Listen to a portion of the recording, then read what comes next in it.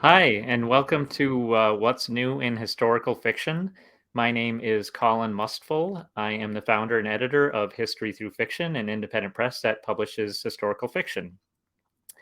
Joining us today are Dahlma Llanos-Figueroa, Lorraine Heath, Karen Joy Fowler, and we also have Vanessa Hua, and she's here. She was just on screen, so she'll be back up on screen here in a minute. I might have to re-prompt her. But before we get started into the questions for these authors, I just want to tell you a little bit about the features here on Crowdcast in case you've never used it before. So as you can already see, there is a chat feature on the lower right side. If you want to say something, just go ahead and type in the box and hit enter. If you haven't said hello, please say hello in the chat and let us know where you're joining us from. There's also an ask a question feature at the bottom of the screen. If you have a question for any of our panelists, just type it in there. And even if you don't have a question, if you can open that ask a question feature and you can vote for the ones that you're most interested in. And that way, once we get towards the end of the panel, I'll open it up to the audience, and those questions that have the most votes are what I will ask the panelists. There's also a little green button there on the bottom that says Get Your Book Now. There's a landing page with all of the author's books in one spot, so you can order or pre-order these books. Finally, there is a donate button. History Through Fiction is a small independent press, and I want to thank those who have made contributions, but if you're able to make a contribution, that'd be great. It just helps us pay for the cost of using this platform. Well, without further ado, I'm going to have the panelists introduce themselves. So, Dahlma, let's start with you.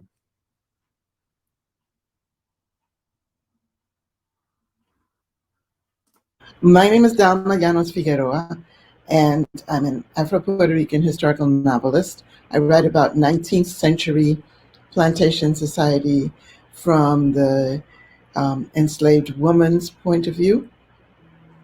And I'll just stop there for now. Dahlma, could you read an excerpt from your novel? Oh, sure. Okay. This is from chapter 1, the opening of the book. Hacienda Paraíso, Piñones, Puerto Rico, November 1849. Paula, the woman once called Kira, waits until she cannot wait any longer. Her eyes rake the clearing. The other women in the cabin snore, lying motionless after a 16-hour day in the heat and sun. Across the yard, the men's cabin is dark and still. The squeak of the hammock ties died long ago. The overseer of Hacienda Paraíso, a man of habit, has put his whips away for the night and sleeps off his latest raid on the women's quarters. La Familia, well-fed and comfortable, is lulled to sleep by the song of the coquis. The smell of the patron's last cigar has long ago dissipated. With the flick of her hand, the patrona groomed and prepared for bed, has dismissed her house slave. Now she's probably burrowing into her pillow, abandoning herself to her rest. Paula, standing absolutely motionless in the darkness, can see them tossing in their bedroom finery, content in their white people dreams. Snores float out over the open windows all over the plantations. Lanterns sit cold. Clouds hang low in the sky, blocking out starlight and reflection. Paula looks around the batey. Her eyes search out every shadow, every movement in the backyard. Chickens sit silently, safe in their coops. The stables are still. The occasional snort from the pigsty soon dies down. The herbs she has sprinkled in their food keeps the dogs drowsy and disoriented. The night has settled into its rhythm. This time, she will make it all the way. This time, she will not be back. Wow, thank you, Dahlma. That was really beautiful. Next, we have Karen Joy Fowler, author of Booth. Karen, could you introduce yourself and read an excerpt for us? Yes, I'm happy to. That was just lovely. I really appreciated hearing that. My novel Booth is about the family of John Wilkes Booth. John Wilkes Booth is a character, but not necessarily the main character. And the point of view shifts between two of his sisters and one of his brothers. I'm going to read an excerpt that is in the point of view of the sister who is just above him in age. Her name is Asia Booth. And I chose this section because the voice I picked for my novel is a kind of omniscient voice, interspersed with the more focused three viewpoints. And what I like about the omniscient voice is that it allows me to tell you things that the characters don't know, but also allows me to be very honest about the things that I don't know. And that's what this section is supposed to illustrate.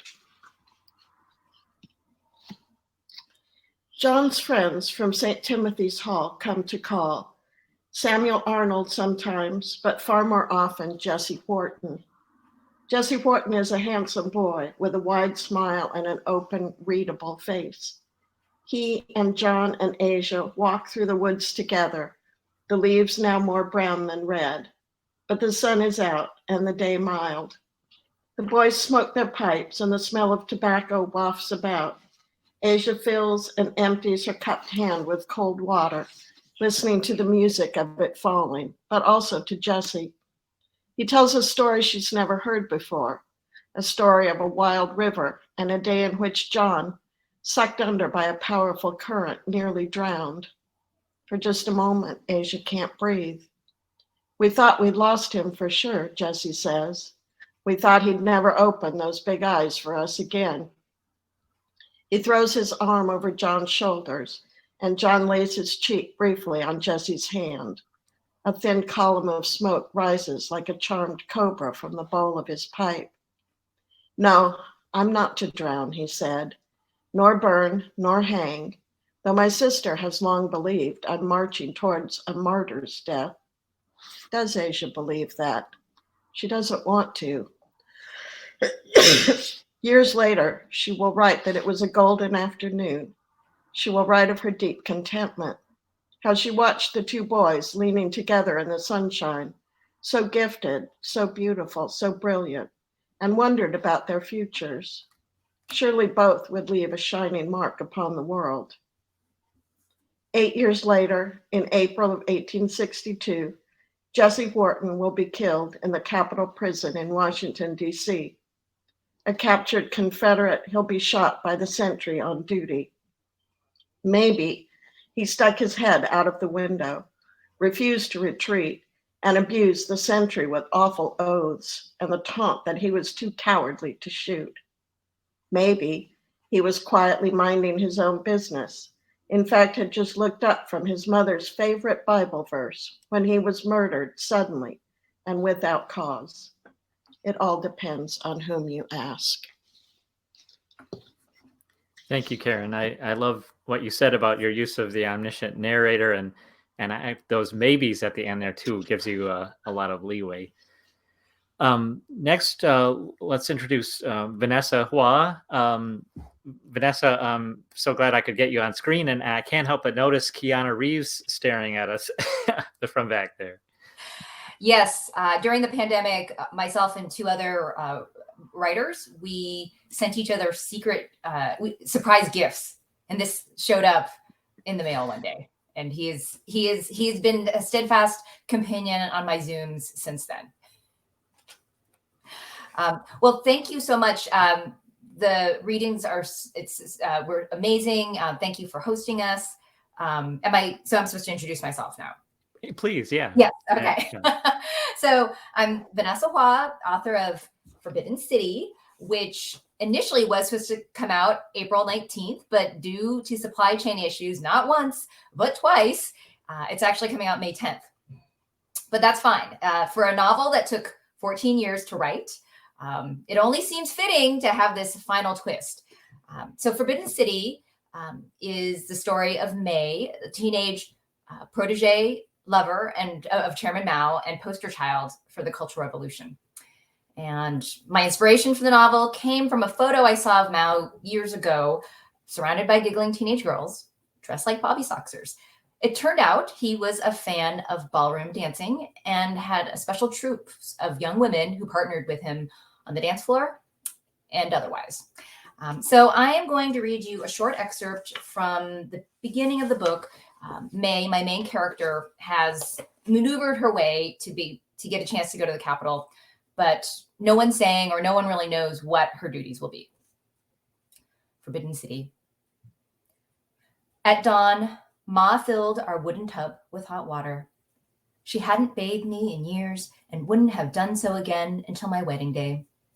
A few meters away, my sisters slumbered. Later, I'd wonder if they might have been pretending, their parting gift to offer me the privacy I never had here. Ma squatted behind me and poured ladles of water over my head, the scent of dust and sweat rising off in the steam. The drops trickled down my nape, my shoulders, my chest, every part of me cherished. I leaned into her hands. Her breathing became ragged, and I felt her trembling through my body until we were both shaking. Little May, she murmured. When I tried to turn around, she gripped my shoulders. The water in the tub had gone lukewarm, and I shivered, the hairs raised on the back of my neck and arms. Ma? I asked. She didn't answer. She dried me in circling strokes, her hands slowed as if to delay our parting. It was the tenderness I'd always craved from her. Though she must have heard the fear in my voice, she couldn't face me. Not then, maybe not ever again.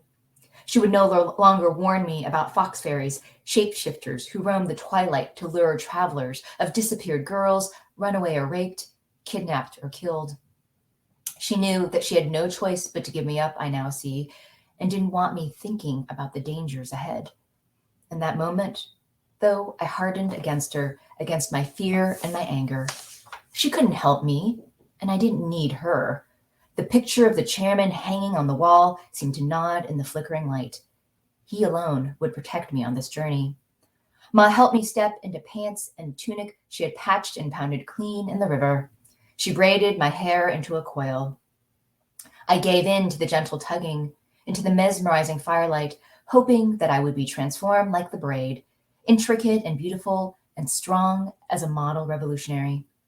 Shifting my eyes, I tried to hold still to keep from disturbing my mother's work. It was an hour spent on me alone for what seemed like the first time in my life. Gazing into my mother's wrinkled face, I realized she'd once been my age, leaving her family to marry a man she'd never met. She didn't know she would endure beatings from her husband, endure the curse of daughters, the death of sons, and swallow suffering as often as air. If she had known, would she have left her village? That was how we survived, by not knowing what was ahead. So,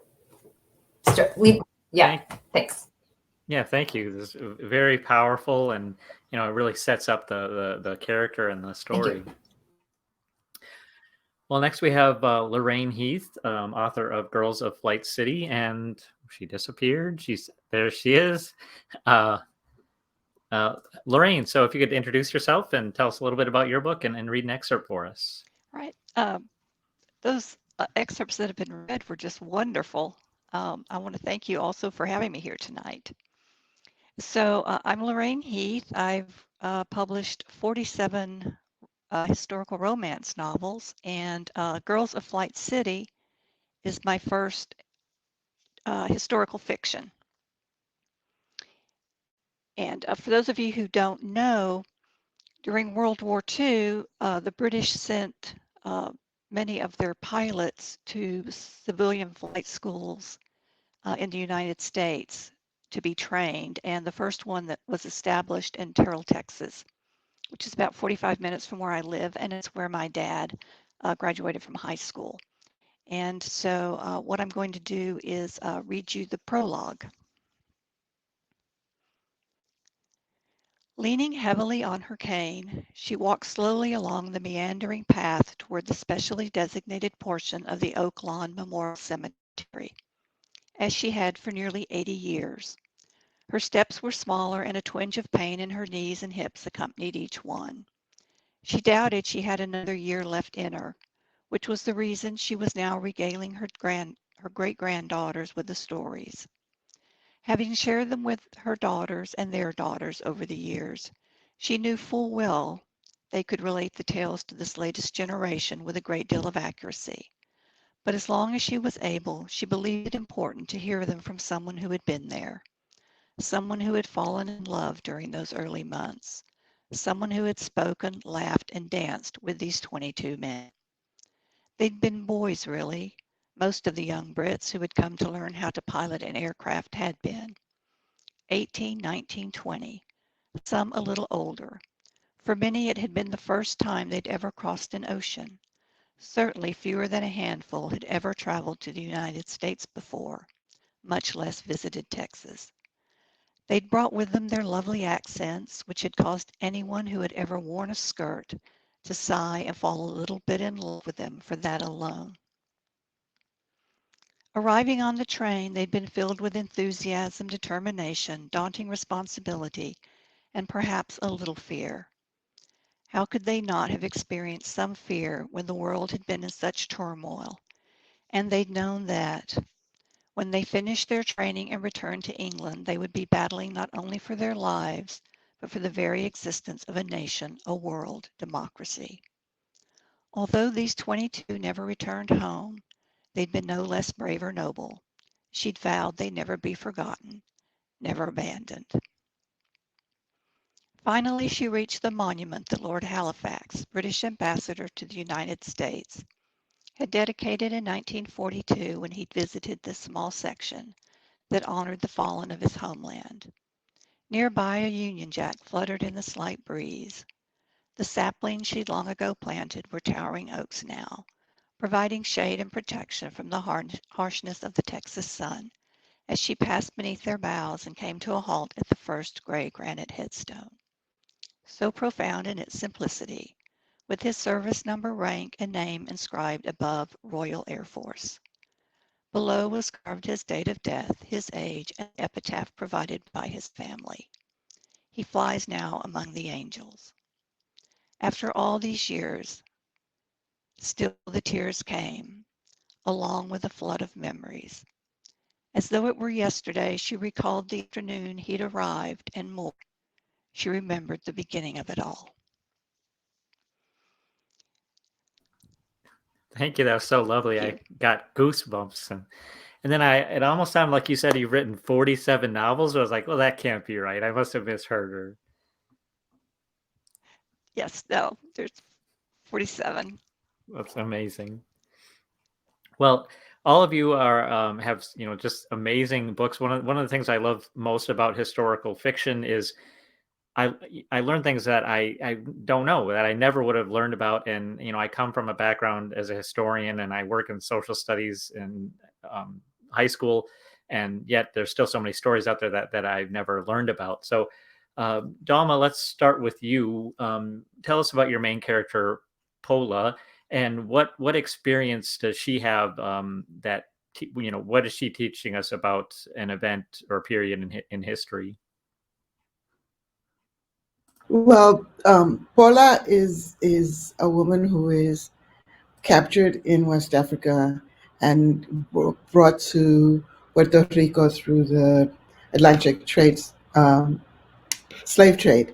And she was purchased and lived her life to breed new slaves for her master, and her children were taken away immediately and sold.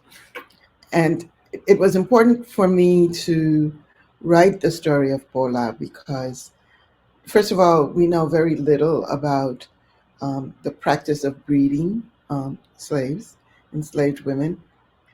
It happened in the United States as well as in some of the Caribbean islands. I did not find in my research any specific reference to this practice in Puerto Rico, but I did find some unusual facts that just led to more questions about why, for instance, a plantation would go from 70% males and 30% women to 90% women and 10% men. And this was a sugarcane plantation. So why that shift? What were the women producing? Certainly not more sugarcane than the men were. Um, so I started thinking about what the life of a woman in that position must have been like.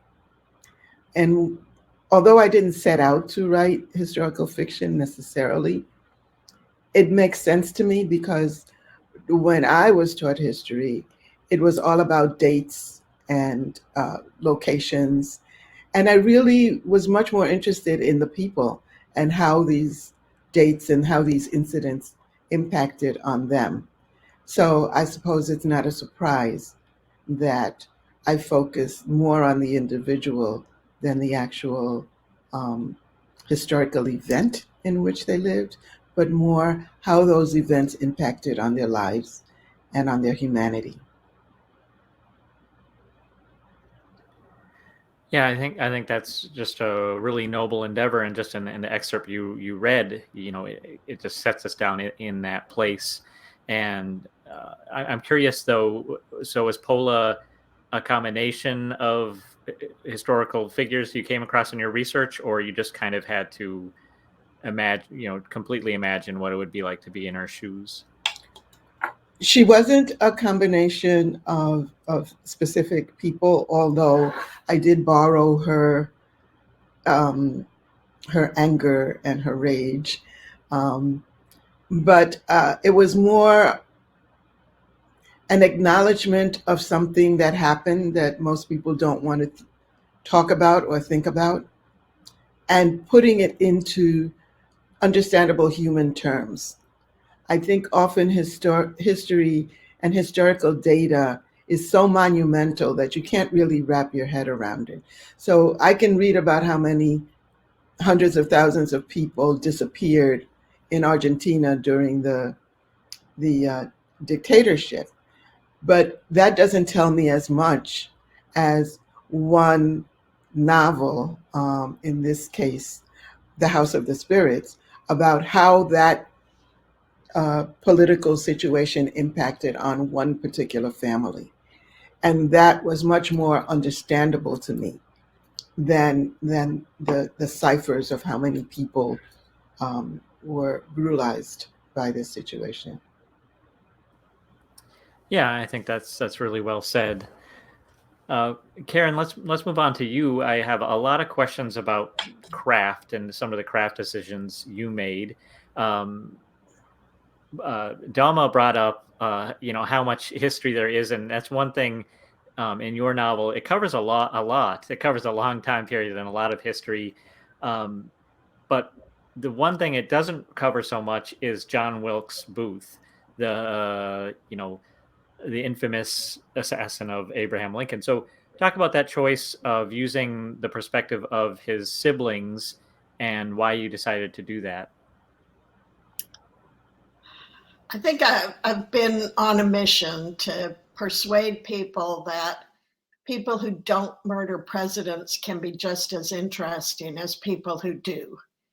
I started the novel during, the endless horrific gun violence episodes in my country, and like other writers before me, I started thinking about the families of the shooters. I think, obviously, the families of the victims are facing an unimaginable horror, but the families of the shooters are also facing an unimaginable horror. There's something specific to them that cuts them off, I think, from the rest of humanity in a lot of cases. And I had already written 2 or 3 stories about the Booths, so it was just kind of natural to me to turn that emphasis onto this family that I had been thinking about, and asked myself what sort of culpability his family had for his actions.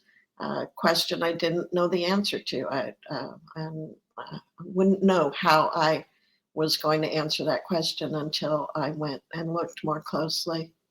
So that's how I started, and I just felt, at least in this country, people know who John Wilkes Booth is. That story is much more familiar, and the part that people don't know, perhaps, is that he was one of a large family of children, and a much adored member of that family, and that he was alone in his family in supporting slavery and supporting the South, that the whole rest of his family was anti-slavery and considered themselves part of the Union, and that his older brother Edwin was very, very supportive of President Lincoln. Well, I guess that begs a question, and I don't know if you can say this. Maybe it's just to read the novel and find out. But did you find them culpable? And then also, how about what do you think they thought after this happened? Did they consider themselves culpable? I think that again, this is the challenge of historical fiction. I'm going to pretend that I know the answer to that question because I've done a lot of research, but in point of fact, I don't have a clue what they felt, except for what they said and what they wrote. My impression is that they were taken quite by surprise, and then they weren't. That, once the sort of initial shock of learning in the newspaper, as most of them did, that their brother had killed the president, that looking back, it made sense to them. I guess I find them culpable to the extent that I think that they paid insufficient attention to how radical he was becoming. There were some family confrontations. There were some attempts by the family to sort of bring him back. But I don't think that they took it as seriously as, obviously, in retrospect, they should have. The sister whose point of view I read from a little bit, Asia, was the closest to him. And she, I think, she was much more aware than the rest of them of the work he was doing for the Confederacy, of the plots he was part of. I don't think she anticipated the assassination, but I feel in retrospect, she at least should have seen what a dangerous game he was playing and how dangerous he was becoming. But she loved him too much to see that. Yeah, and you brought up a good point about how you started with just researching gun violence or talking about gun violence in America, and it brings up the same kind of questions as, are the families are culpable? And I'm sure many of them are kind of in the same boat where, well, we never imagined this would happen. So you get all that from your novel, reading through what the family experienced, and it's certainly not a stable situation. Well, Vanessa, I want to ask you about your main character, May, or is it Mai? I'm sorry, May. May. Yeah. So you talked about her, and she's idolizing Chairman Mao.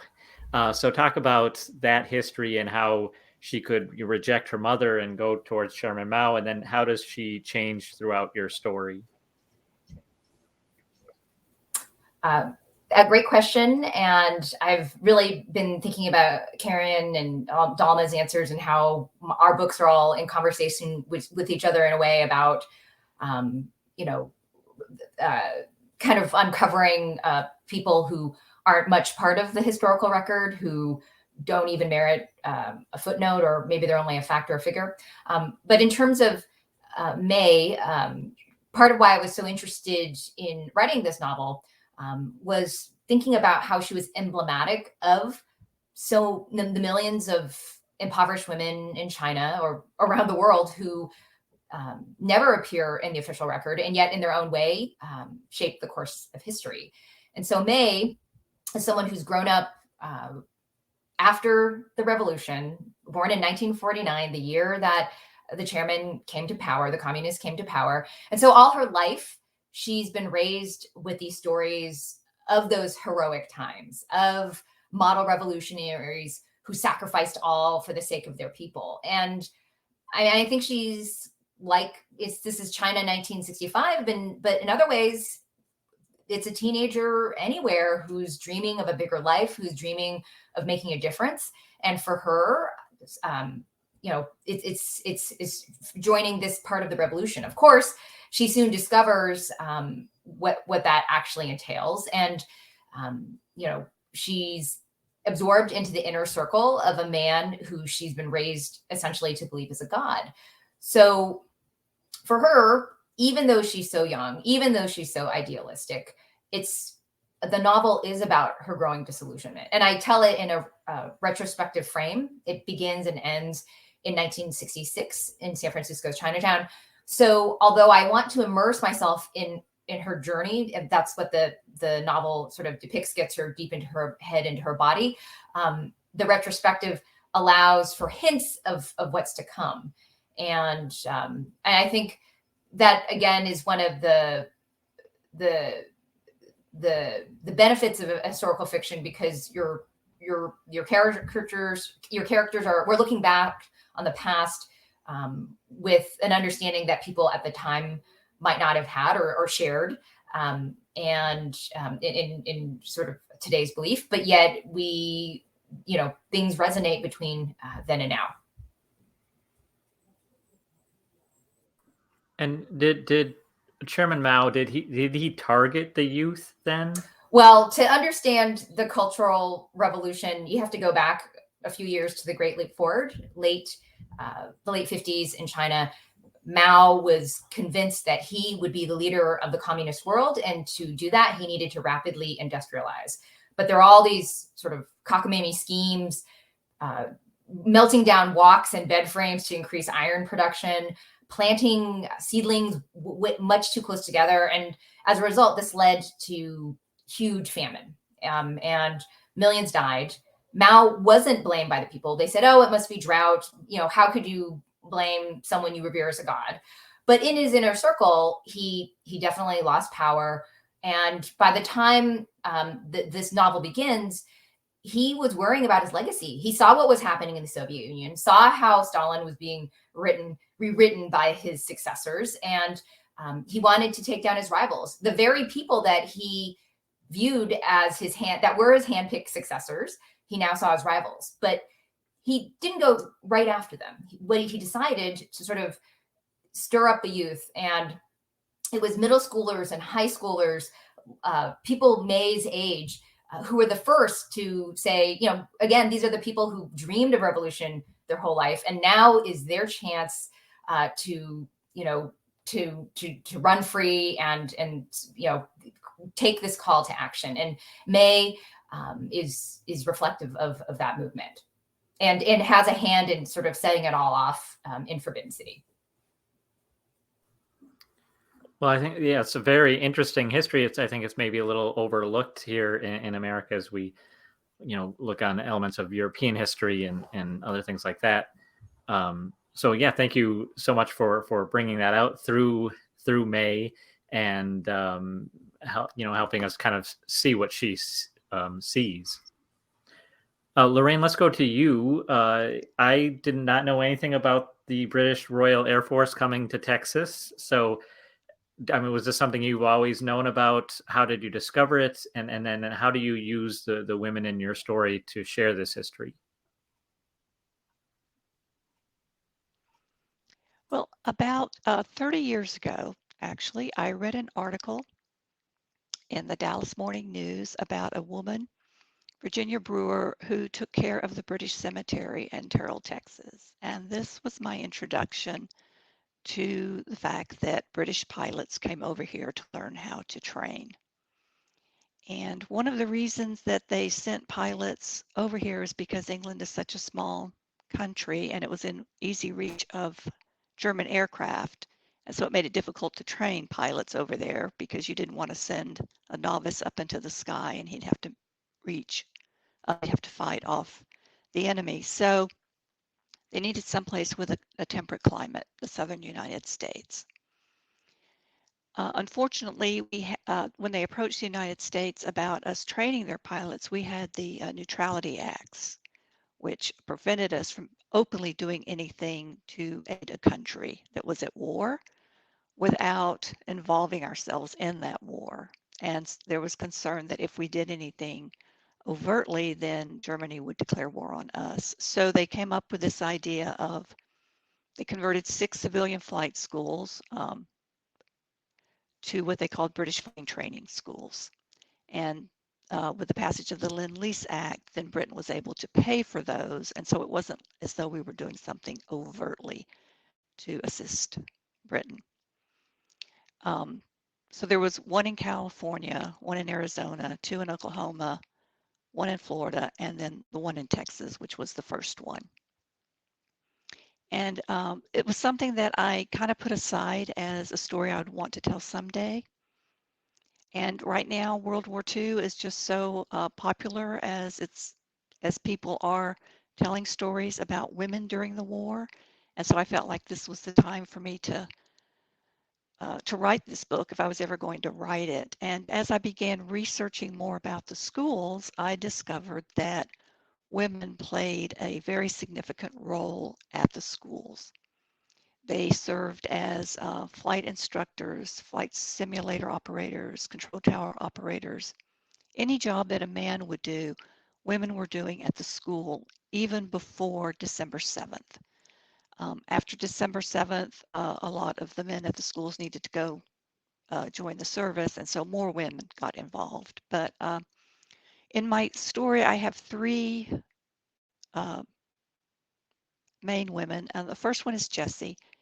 Jessie is a pilot, and she is a flight instructor. Flying was a very popular hobby for women in the 30s and the 40s, but they were not able to find jobs with their piloting skills. But Jessie has done barnstorming and stunt flying and different things, so that she is a very skilled pilot. And she has a twin brother who in 1940 went to England and joined the RAF. So for her, training these pilots is very personal, because she feels like if she can train them well, then her brother will be safer while he's in England.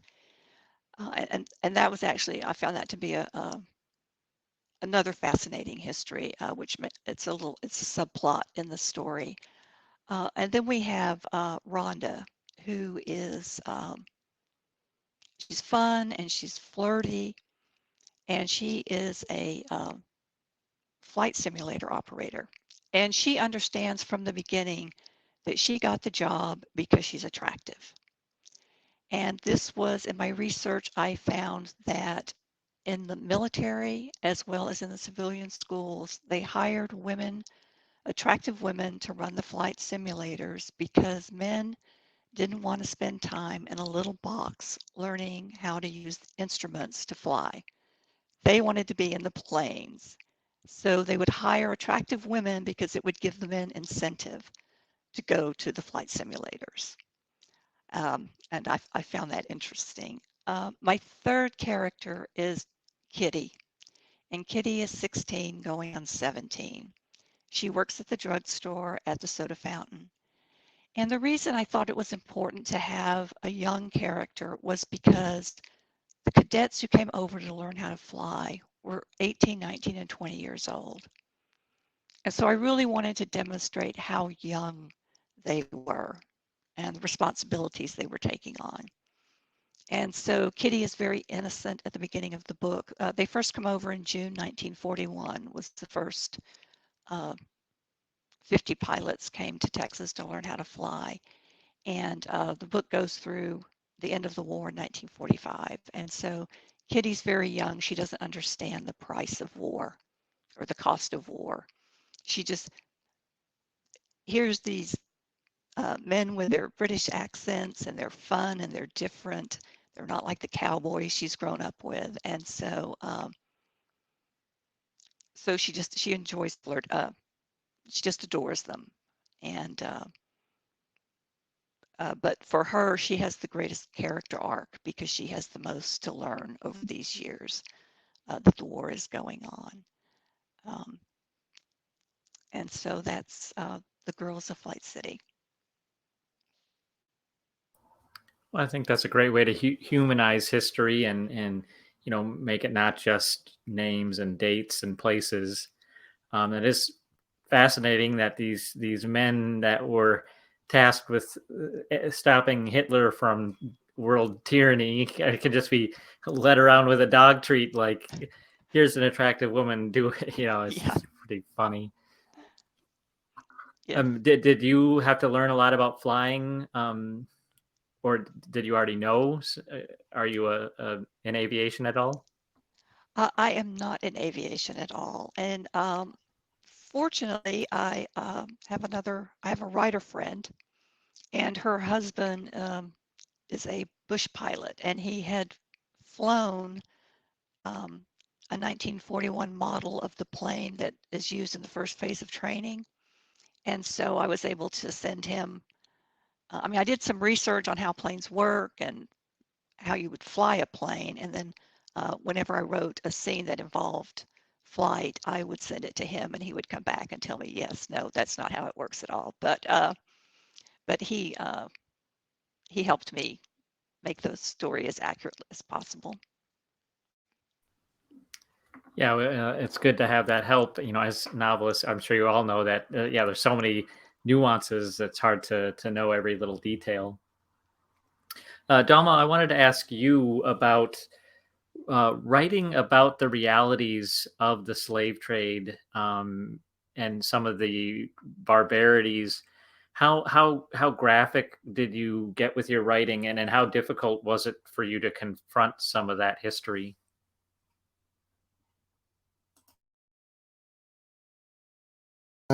I did not want my book to be just a catalog of barbarities. It was very difficult for me to write some of the scenes, mostly because I really feel that in order to get the reader there, you have to go there. And at one point, that landed me in the hospital and dehydrated after throwing up for 3 days. It was a great scene, though. It was one of the best written scenes that I did, but it comes at a cost. And at that point, I had not realized to what degree a writer can be consumed by what it is that she's writing. So the only thing I can say about that is you cannot write a neo-slave narrative and not include violence and brutality. But what you can do is make sure that your readers don't stay there, that there is hope, that there is a sort of triumph and a kind of power and of resistance that is beyond what we normally think of as powerful, because in that situation, certainly the masters were the ones who had the economic and physical power, and yet all these people who were enslaved survived, and I would not be here had they not survived. So a lot of what I write is a testament to their strength and their ability to do problem solving and to find inner strength to match the outer savagery that they had to live through, especially for women who had a particular vulnerability with their gender, which was used against them over and over in many ways. And so that's something that I needed to bear witness to um, for my own personal reasons, and to think about how much sacrifice my female ancestors had to go through so that I could have the privilege of sitting and writing their stories and getting them published when they were denied a voice for hundreds of years. So for me, it was a very personal thing. Um, as I said, I did pay for it physically, but frankly, I'm really proud that I got it done. So Can I ask Dahlma how long you worked on the book? I researched for probably 5 years, and it took me another 5 years to write it. Even though I was an English teacher for 30 years and taught students how to outline, when I became a writer, I don't outline at all. I cannot outline. The characters present themselves and lead me down a path. And so I'm a very intuitive writer. So I never know how long it's going to take to finish a book because it doesn't come sequentially to me. It is a puzzle, and I don't know what that final image is going to be until it's done. So, but thank you for asking. I'm just worrying about how much time you had to spend in dark places and, totally immersed in this very painful material. I hope that there were times when you could put it down and, go have a dinner with your friends. And Absolutely, there were. And I also learned how to handle it as an artist, right? So if I wrote a very difficult scene, I made sure that the following scene was a scene of rejoicing, of celebration, and so that I could just balance myself and do self-care. And some people have said, they never thought of enslaved people as celebrating, as having joy, and I try to include the whole range of human emotions, and that's probably the best thing I could do for myself as a writer, to kind of protect my tender heart. I just want to piggyback on something Vanessa said about our books being in conversation with each other. And one thing that I noticed as we were all talking is how we've all set our books against some truly horrific episodes in human history, the slave trade and the sugar cane plantations, in my case, the Civil War, in Lorraine's case, World War II, in Vanessa's case, the Cultural Revolution, that in the backdrop of all our books, something truly horrible is going on. Yes, I also noticed that we picked episodes in which the men's stories have been told over and over in print and in film. And yet the women's stories, which come out of the same period, are a lot less touted. So, Well, and I also think that fiction can really flourish where the official record ends. And since history is largely white cisgender men, this is where we can play as novelists. And then something also you're saying, Dahlma, just about those scenes of joy being so important. Yeah, it's so true. Any person is more than the sum total of their oppressions, and so whether it's just, I think, a way that we have to be mindful of, especially in history. They were not even to be in the historical record at all. Just making sure that that we see the fullness of their humanity is really important.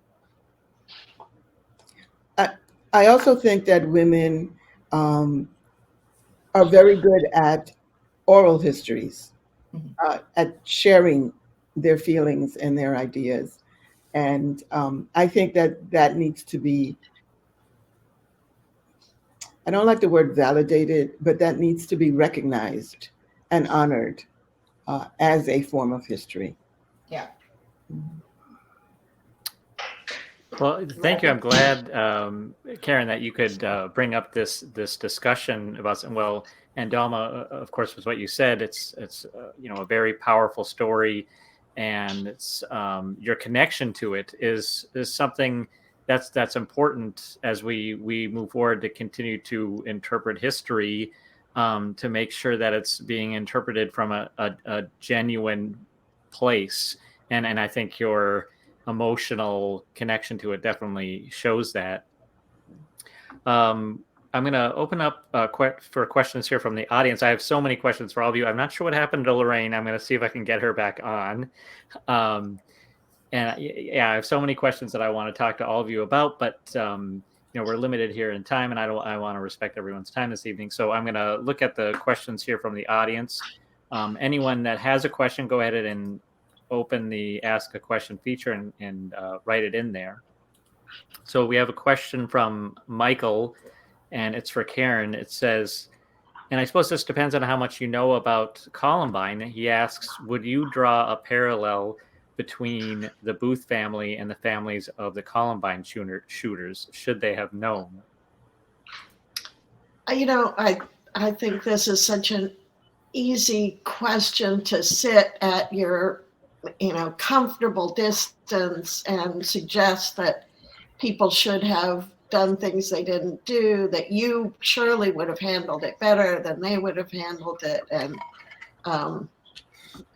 I'm just not at all in a position to take that. What I do think is inevitable in all the cases is that they themselves must subject themselves to those kinds of questions. What should I have seen? What should I have done? What if I hadn't said this? What if I had said this? That I think you inevitably would spend the rest of your life thinking that you should have seen it. I mean, that's my guess. But yes, I think that that in general, and I have not done a deep look at very many of these cases, but in general, I do not hold the families responsible. There are exceptions where I do. I think, the easy access to guns that some of the families have permitted in their households is certainly an issue that I would think a parent would be more careful about. Yeah, there's definitely a lot we could talk about there. But let's move on here to Ron's question, and it's also for you, Karen. And I know that the book just kind of glances over this because we really kind of end with the assassination of Lincoln. So Edwin Booth was a pretty famous actor in his own right. Did John's crime impact his career? John's crime impacted them all. They all carried a lot of damage from what had happened. But Edwin seems to have recovered, career-wise at least, that he was so very famous. Somebody at one point when I was looking at the book said, and this was years ago when Brad Pitt was the go-to name for successful Hollywood actors, said, you have to imagine that you wake up one morning and in the paper you read that Brad Pitt's brother has killed the president, that would have been what it was like. And he announced initially that he would never act again. He just thought it would be unseemly, that he would be exploiting the name and the event in some way. And he lasted about 9 months. In fact, there was nothing else he knew how to do. And he had an entire extended family depending on him financially. So 9 months later, he did go back on the stage. And there is a scene in the book in which that happens. And it's taken very much from extemporaneous accounts in the New York Times of the night that Edwin Booth went back on the stage. And he had been threatened with assassination himself. He had been told if he stepped on the stage that somebody would kill him. a couple of his brother and brother-in-law had spent considerable time in prison because they were erroneously believed to be part of the plot. But he was, in fact, embraced when he came, that people in the end, they all knew that he was a supporter of Lincoln, and that he continued to be a very cherished, famous figure. Well, I'm glad, Lorraine, you made it back. We've made it relatively unscathed so far, I think, with the technical issues, so that's good. I'm going to ask one more question for all of you, and I'm going to attach it to another question that Leslie has. So one thing that I'm really curious about is all of you have written numerous books and novels. Lorraine, I think you have the gold medal for that one. I'm curious, what did you learn that you were able to incorporate into your newest novels? You know, lessons from your previous novels, whether it be craft or maybe something to do with publishing. And then also, what are you working on next? Vanessa, why don't we start with you? Sure.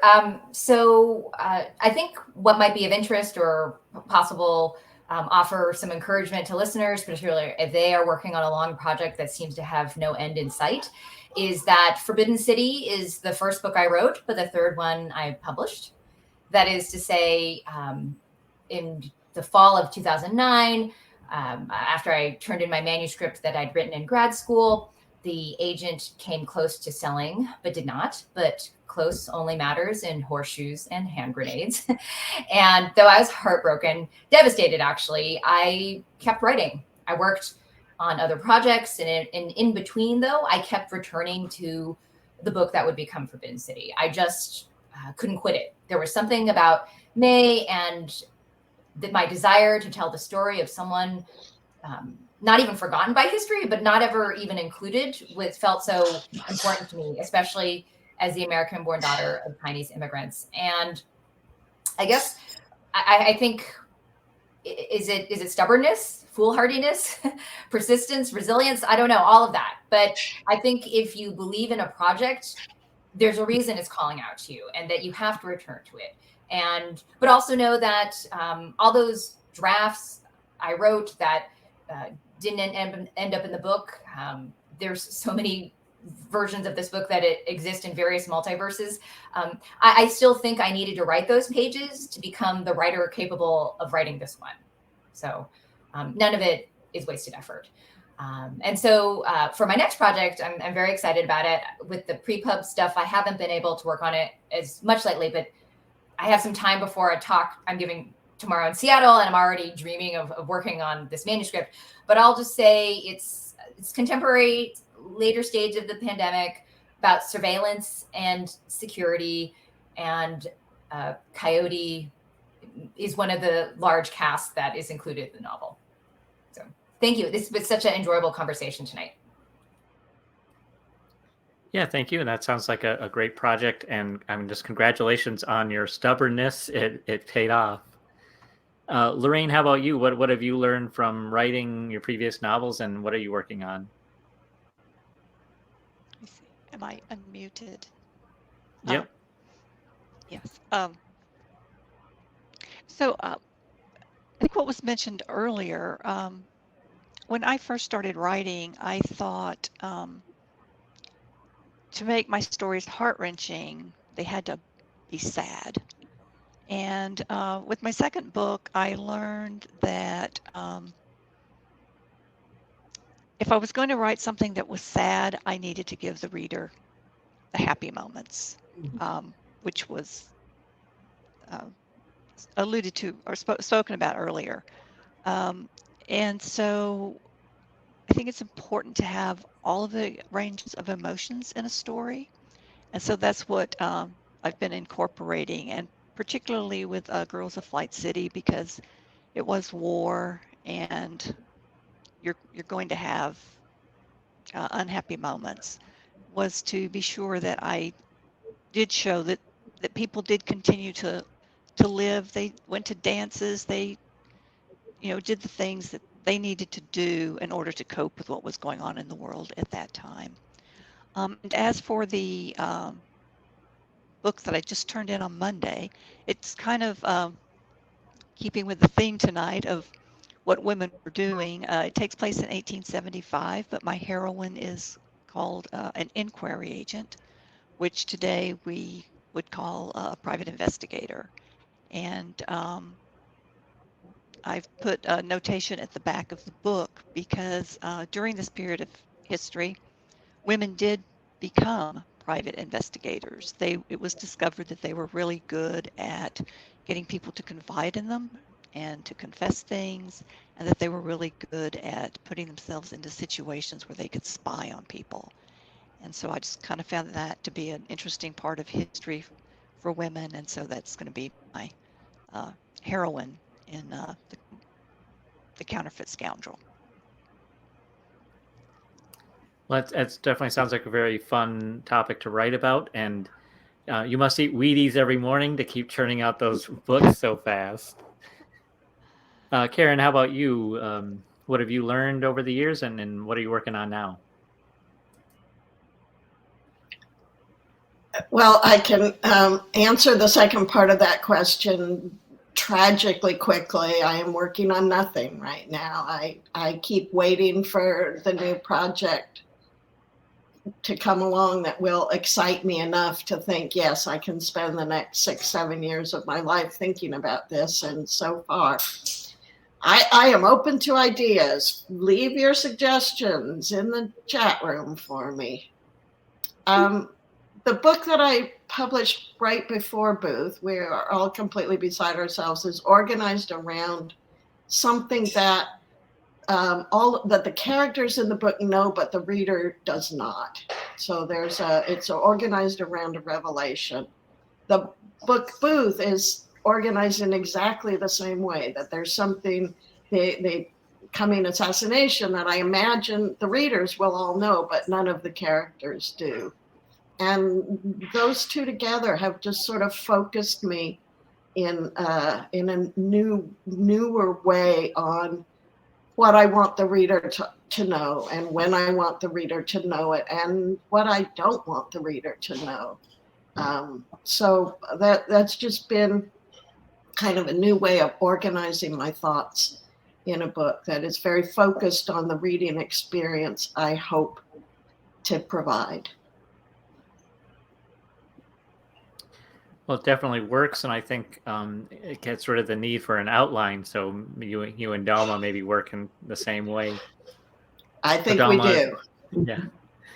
What are you working on now, Dahlma, and tell us about what you've learned over the years?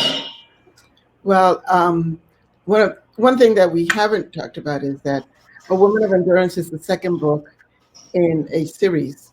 The first book was A Woman of Endurance, and A Woman of Endurance followed an Afro-Puerto Rican family from capture through the colonial period in Puerto Rico, the Spanish colonial period, through the Great Migration in 1950 to New York City, and then back again. And what I have learned is that I thought that I would write this one book and it would be great, and that would be the end of it. And from talking to the readers, I realized they had so many questions that needed answers, that this wasn't just one book. You couldn't do it in one book. And so I started this series that takes one generation at a time and works forward. So A Woman of Endurance starts in the mid-1800s and goes to the Vietnam War. And so the third book is going to be turn of the century, to perhaps the independence movement in Puerto Rico in the 1930s and 40s, and up until perhaps McCarthyism. And that's kind of what I'm hoping will happen. But the third book each book will take one character from the previous book and give it its own life.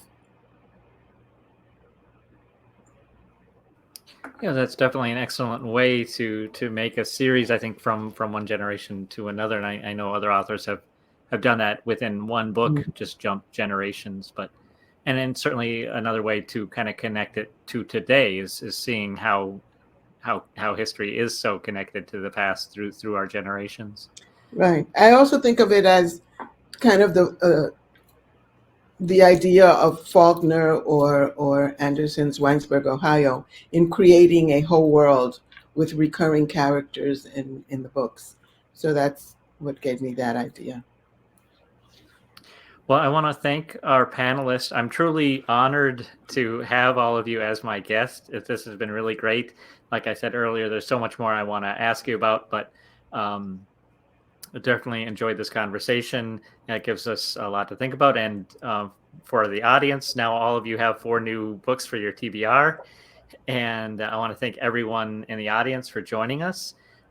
This is available on replay through the original link. I'll also be putting it up on YouTube. So thanks again. Congratulations on your novels, and have a great evening, okay? Thank you. Thank you, everyone. Thanks for bringing us together. It was fun. Thanks everyone for coming.